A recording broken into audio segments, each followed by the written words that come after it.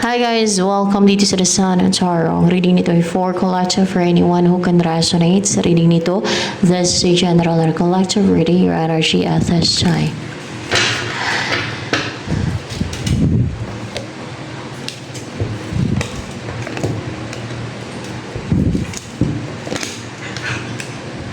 Ay, may nahinayang sa'yo na hindi na siya defensive and gusto kong makipag-close sa'yo, gusto kong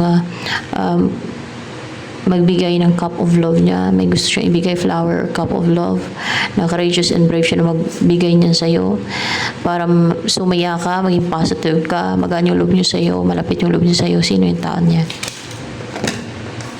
Si King of Swords. Oh. The Empress in reverse.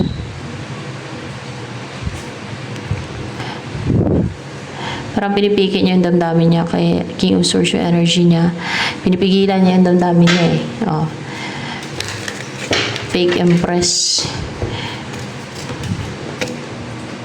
Oh. Pinokontrol niya yung damdamin niya para strong siya, stables.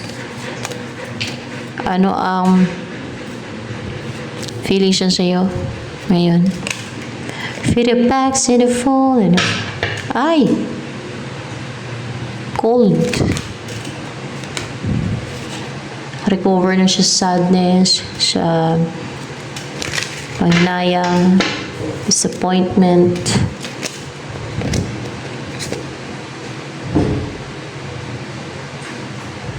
Control yung feelings sa pagdating sa'yo.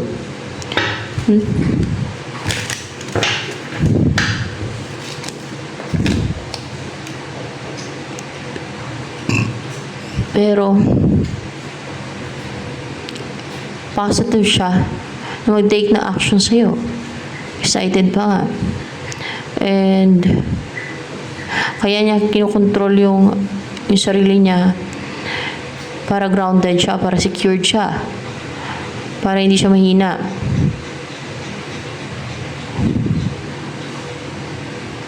Gusto niya kasi mabuo kayong dalawa. Merong ano dito eh.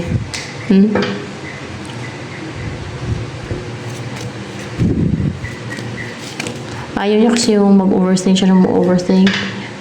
Ayaw niya yung puro siya baggage, no? So, siya overthink. Ang gusto niya ay mag-take na action.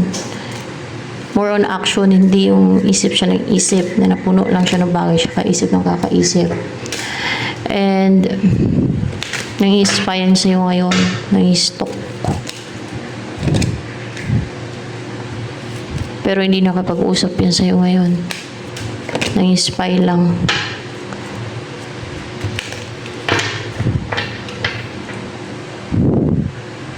Pero hindi na siya kampante na mang-inspire na lang.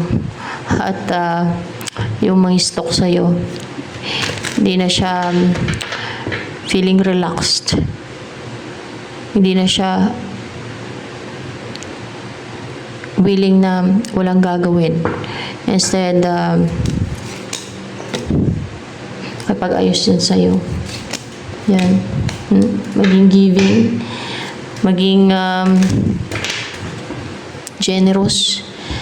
Mag-invest yun sa'yo ng time, effort, attention. Yan.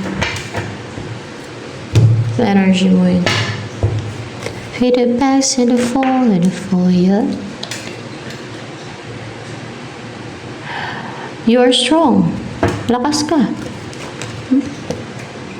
And may faith ka. Busilak ang puso mo. King of Air. Clear and sharp yung isipan mo. Madali mo interpret yung mga messages from the guides or celestial beings or spirits. Yan. King of Air.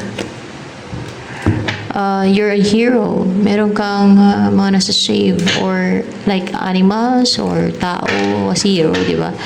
So, ano yung gusto sabihin sa'yo ng person na yan? Nag-hold back siyang i-message ka. Ano pa? Kaya kinokontrol niya yung damdamin. Ano pa ang gusto sabihin sa'yo ni King of Swords na yan? Sasaktan siya, heartbroken siya. Saktan siya o Ano pang gusto sabihin sa King of Swords?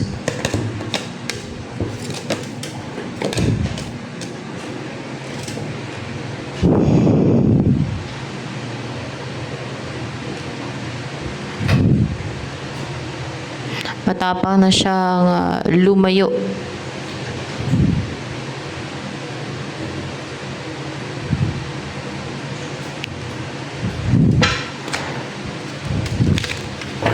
Sa place niya.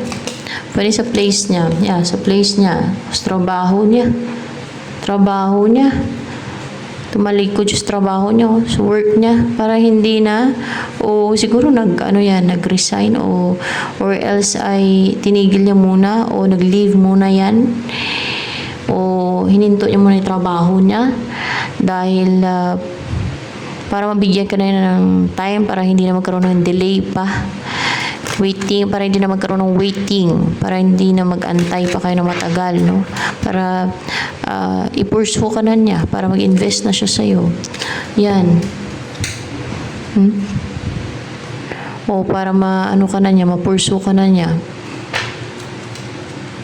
Ikaw yung pag-focusan yan.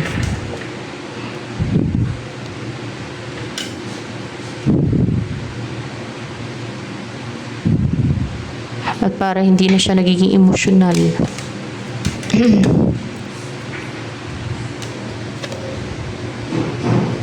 Kasi wala siyang strength pag hindi kanya kasama. Pag hindi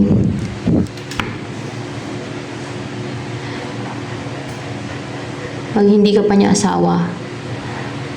Pag hindi ka pa niya kapiling. Wala siyang strength, wala siyang inner strength, wala siyang inner stillness. Ano pa?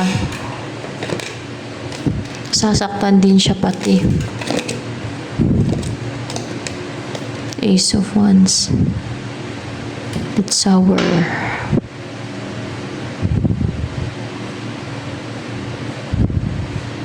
Gusto niya mag-start na ng relationship with you, a new beginning, and then yung may growth na new beginning. And the Magician in reverse, so the Magician in reverse here.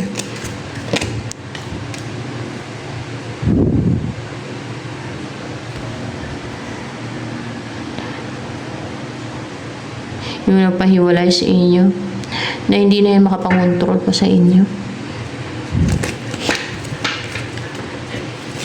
Yung Magician na yan, na gumawa ng spiritual yun sa inyo. Yung Magician. Na tuloy-tuloy pa committed sa paggawa ng spiritual para hiwalay kayo until now. Ano na gusto sa'yo ng person mo na yan is King of Swords. Kasi, ano kayo, magiging mabuting asawa ka, magiging happy siya, and feeling complete pag ikaw yung napasawa niya. Walang kulang pag ikaw yung napasawa niya.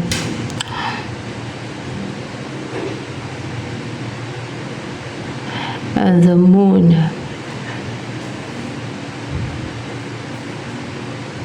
And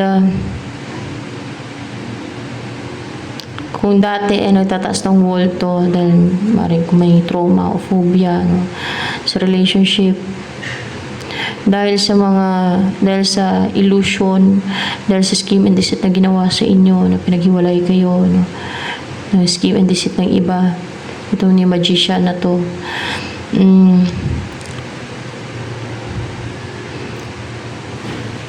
doon siya nagkaroon ng tapang na ibaba yung guard niya.